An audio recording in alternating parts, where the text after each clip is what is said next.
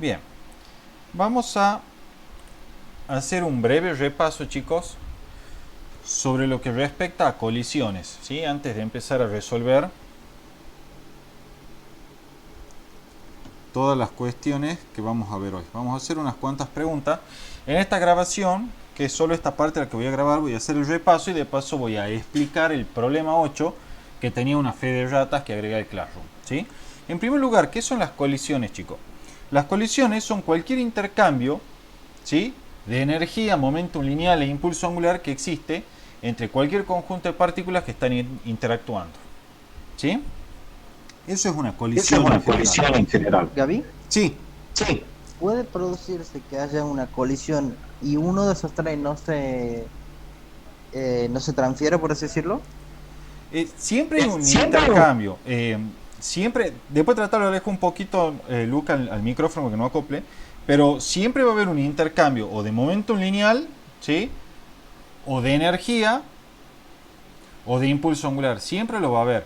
Que después, bueno, de la casualidad que por la simetría de la colisión, al inicio y al final, las partículas conserven sus cantidades originales, bueno, puede ser, digamos, ¿sí? Puede ocurrir eso.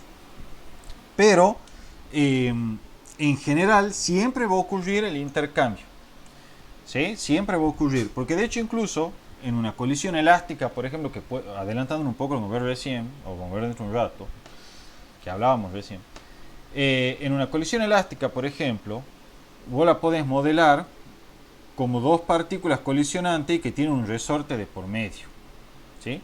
Entonces, cuando se acerquen una a otra, van a empezar a comprimir el resorte de manera tal que parte de la energía cinética del sistema va a pasar como energía potencial elástica mientras el resorte se comprima. En efecto, durante la colisión sí hay un cambio de energía cinética de las partículas, ¿sí? Pero en términos netos, al finalizar la colisión y cuando el resorte vuelve a recuperar su forma original, el cambio de energía cinética del sistema es cero. O sea, lo que quiero decir es que es verdad, al inicio y al final la energía cinética del sistema no cambió. Pero durante la compresión del resorte, en esos intervalos de tiempo interiores, ¿sí?, en los cuales se va comprimiendo el resorte, sí hay en realidad un cambio de energía cinética del sistema y por lo tanto hay un intercambio de energía cinética que pasa como energía potencial elástica, ¿sí?, del resorte. Entonces, en general sí, siempre hay intercambio de momento lineal, de energía y de impulso angular, ¿sí? De hecho, en los casos que las colisiones sean centrales, se denomina, que es cuando la colisión se lleva a cabo a lo largo de una misma recta. Si yo pongo el origen para calcular el impulso angular respecto de esa recta, el impulso angular del sistema es cero en todo tiempo, ¿sí?, y permanece constante. En ese caso es como si no hubiese un intercambio de impulso angular, o sea, quiere decir, no hay una variación del impulso angular de las partículas individuales nunca, pero solo en esas circunstancias, ¿sí? Bien, las colisiones, chicos, las vamos a estudiar bajo las siguientes hipótesis.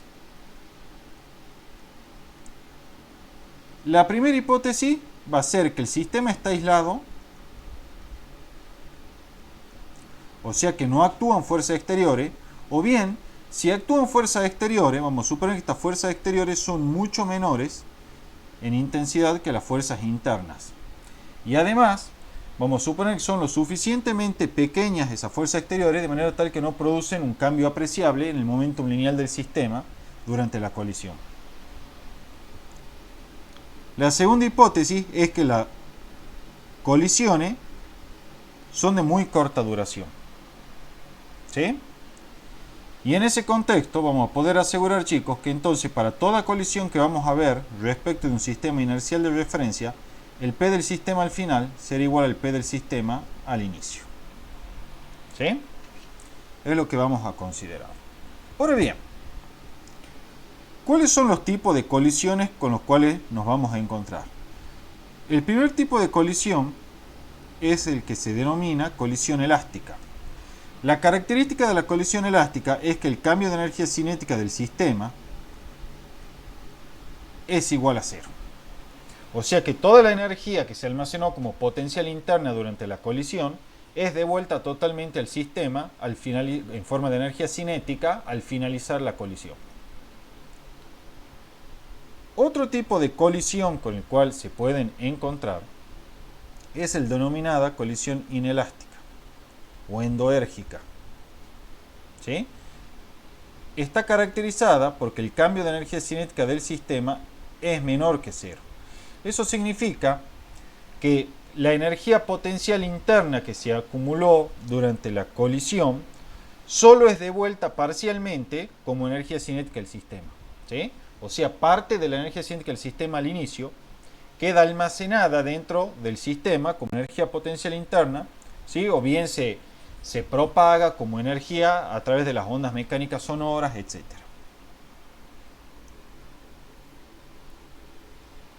Otro tipo de colisión es la colisión plástica.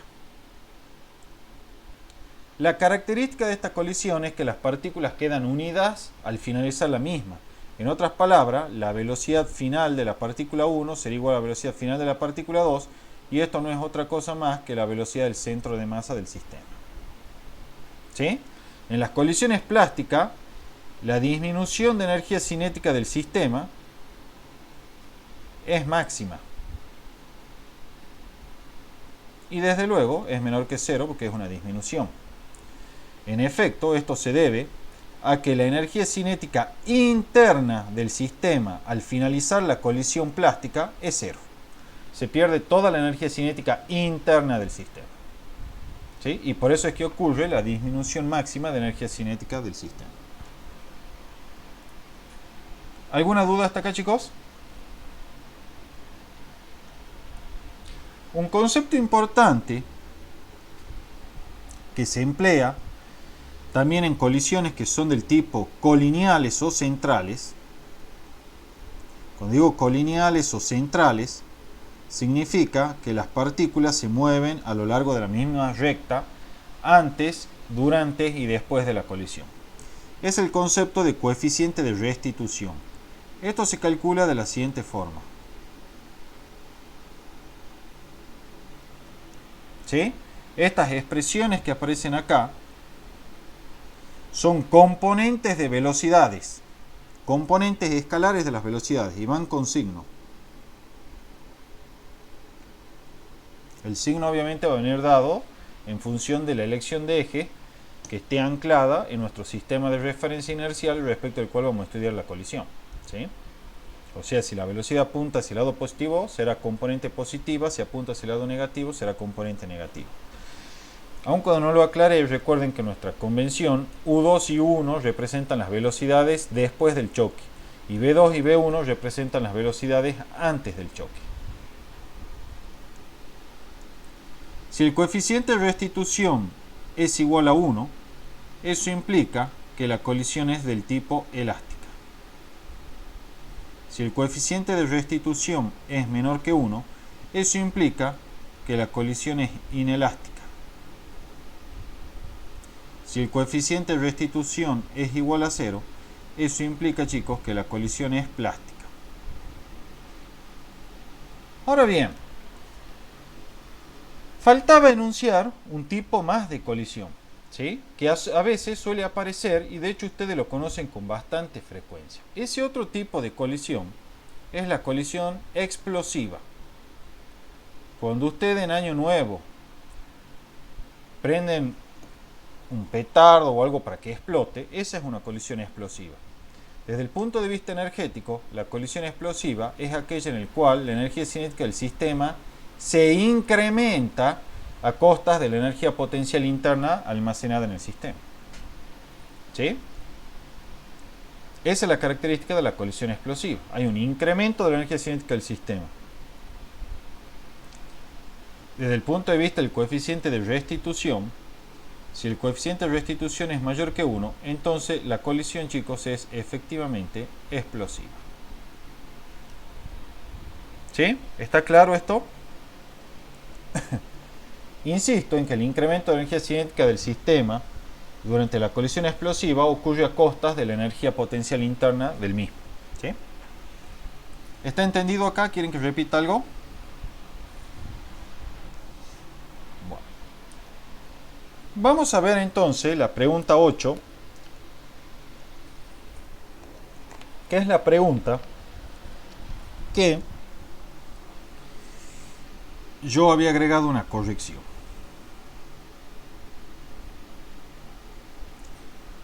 La pregunta 8 decía, dos masas iguales viajan con igual rapidez en sentido opuesto y chocan elásticamente. Si el choque duró un delta de t, hallar la fuerza media sobre una partícula cualquiera de las que intervienen en la colisión. Entonces aquí tenemos nuestra situación física. Tenemos nuestro sistema de referencia S, en el cual anclamos el origen de coordenada y tomamos la dirección positiva X hacia la derecha. Tenemos una masa M y una masa M, ambas acercándose o aproximándose una a otra con la misma rapidez pero en sentido contrario, es decir, el vector de velocidad es opuesto. La colisión, por hipótesis, sé que es elástica. Entonces me piden calcular la fuerza media durante la colisión que aparece, por ejemplo, sobre la masa 1. Yo la voy a calcular para esa masa. ¿Sí? Esta es mi incógnita. Entonces la fuerza media, chicos, ya saben ustedes que se define como el cambio en el momentum lineal experimentado por la partícula dividido en el intervalo de tiempo en el cual experimenta ese cambio de P o de momentum lineal. Eso por definición. Como toda fuerza media, esto estará dado en Newton. El delta de P1 será la masa por la velocidad final, o sea, después de la colisión, menos la velocidad inicial, es decir, antes de la colisión, que era v, porque estoy estudiando para esta masa 1. Además, chicos, como la colisión es elástica y además es una colisión central, es decir, que se lleva a cabo a lo largo de la recta que conecta ambas masas, podemos aplicar el concepto de coeficiente de restitución. Este concepto me dice que el coeficiente de restitución es igual al negativo de U2 menos U1 sobre V2 menos V1.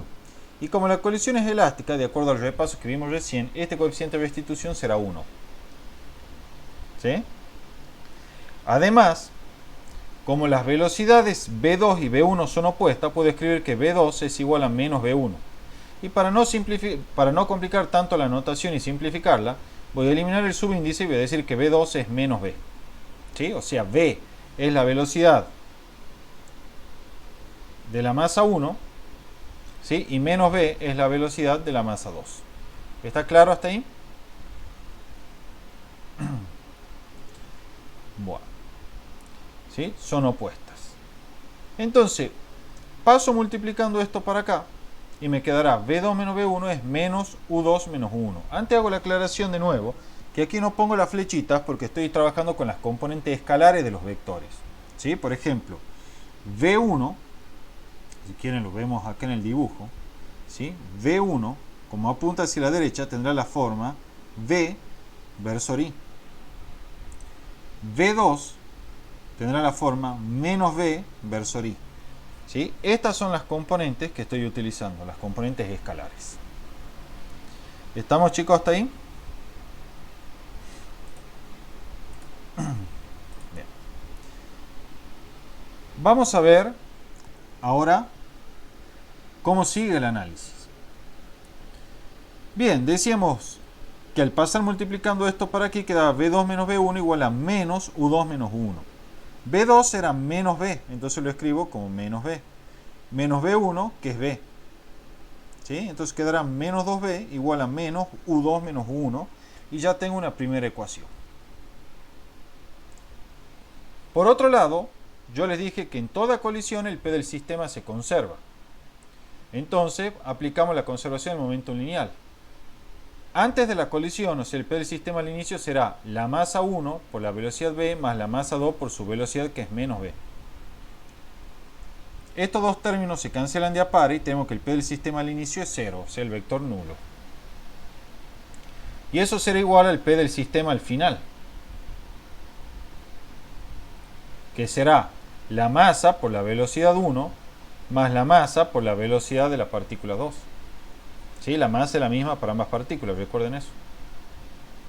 Entonces, como esto está igualado al vector nulo, paso la masa dividiendo acá, me queda 0 y me queda que 1 más U2 es 0. En otras palabras, la conservación del momentum lineal me está diciendo que las velocidades de retroceso de las masas, U1 y U2, deben ser opuestas. Algo que era esperable por la simetría del problema, porque tengo dos masas iguales con igual velocidad inicial, solo que en sentido opuesto. ¿Sí? Entonces, evidente, digamos, uno ya puede intuir por la simetría del problema que las velocidades de retroceso, o sea, las velocidades finales después del choque, iban a ser opuestas.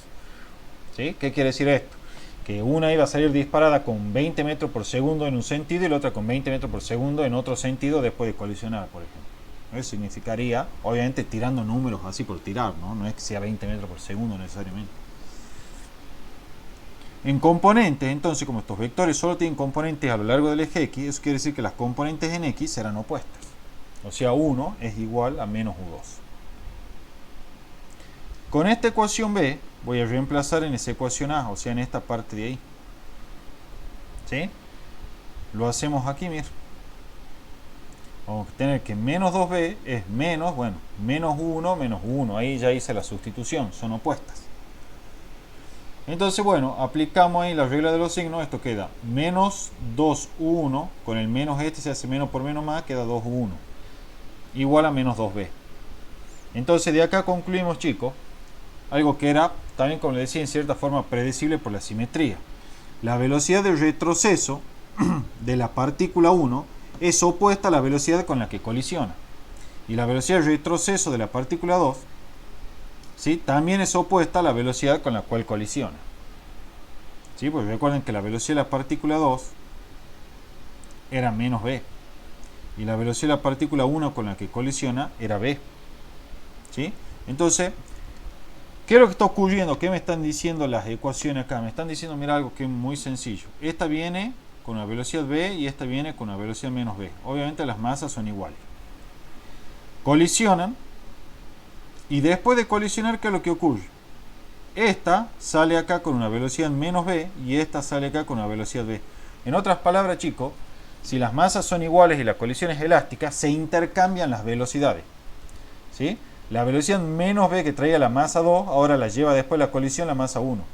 Y la velocidad b que traía la masa 1, ahora la lleva después la colisión la masa 2. ¿Sí? ¿Todos entienden eso? ¿O alguien quiere que repita algo? Bueno. Ahí está anotado igual, ¿sí? Finalmente, si yo quiero calcular la fuerza media, es súper sencillo. La fuerza media de la partícula 1 había dicho que era delta de P1 sobre delta de T. Ya tengo cómo es la velocidad al final de la colisión y al inicio de la colisión, entonces simplemente hago las sustituciones correspondientes. Para la masa 1, la velocidad al final de la colisión U, que la llamemos si quieren U1, es menos B, de acuerdo a lo que acabamos de ver aquí. ¿Sí? Esta es la masa 1, tiene esta velocidad cuando incide y tiene esta velocidad después de chocar. Entonces esta es la velocidad U1 después del choque, o sea, menos B. Ponemos ahí menos B. La partícula 1 al inicio tenía la velocidad B, tal y como dijimos. Esta era la velocidad al inicio, un instante antes de colisionar. Entonces tenemos menos B es menos 2B. Por la masa es menos 2m por B y dividido en delta de T queda esta expresión así. Lo que me está diciendo esta expresión, chicos, es que para las hipótesis del problema, la fuerza media experimentada por la partícula 1 es directamente proporcional a la masa de la partícula, directamente proporcional a la rapidez v con la que colisiona la partícula, o sea, con la que incide a la colisión, e inversamente proporcional al tiempo que dura la colisión. O sea que para una masa m dada, ¿sí?, mientras mayor sea la rapidez con la que vaya a chocar, mayor va a ser la fuerza media, suponiendo que el intervalo de tiempo dure aproximadamente lo mismo para cada colisión. ¿Sí? Y mientras más tiempo le lleve a la colisión, para una masa y rapidez dada, menor va a ser la fuerza media. ¿Sí? Y para una rapidez v y un intervalo de tiempo dado de colisión, mientras mayor sea la masa m, mayor va a ser la fuerza media. ¿Está entendido eso, chicos? Bueno. Por conservación del momentum lineal, desde luego, se cumple que la fuerza media para la partícula 1 es opuesta a la fuerza media experimentada por la partícula 2, algo que era lógico. ¿Sí? También fíjense que el sentido de la fuerza media es el opuesto del vector velocidad. Como el vector velocidad antes del choque iba hacia la derecha, esta expresión me está diciendo que el vector de fuerza media actúa hacia la izquierda. Entonces, efectivamente, chicos, ¿sí? Efectivamente, la fuerza media, ¿sí? Calculada es consistente con la experiencia cotidiana de una colisión, ¿sí? Con la experiencia real, quiero decir. ¿Está claro esto? ¿Quieren que repita algo antes que deje de grabar el video? Gaby, y si la velocidad de esta B toma valores negativos, entonces la fuerza media va a ser positiva, ¿verdad? Exacto, ¿Y qué exacto. significaría eso? Que va hacia la Simplemente derecha. significa que la fuerza media, como era de esperar cuando tiene una colisión central, ¿sí? Opera en sentido Mm. opuesto al de la velocidad, de manera tal que trata de cambiarle el sentido a la masa que está colisionando. Por eso vos en la experiencia diaria, cuando se colisiona, vos decís en lenguaje coloquial o en criollo, mira, rebotado contra el piso. ¿Entendés? O rebotado, ¿por qué? Porque te adquiere una velocidad de retroceso que tiende a volverla por sobre la dirección sobre la cual venía.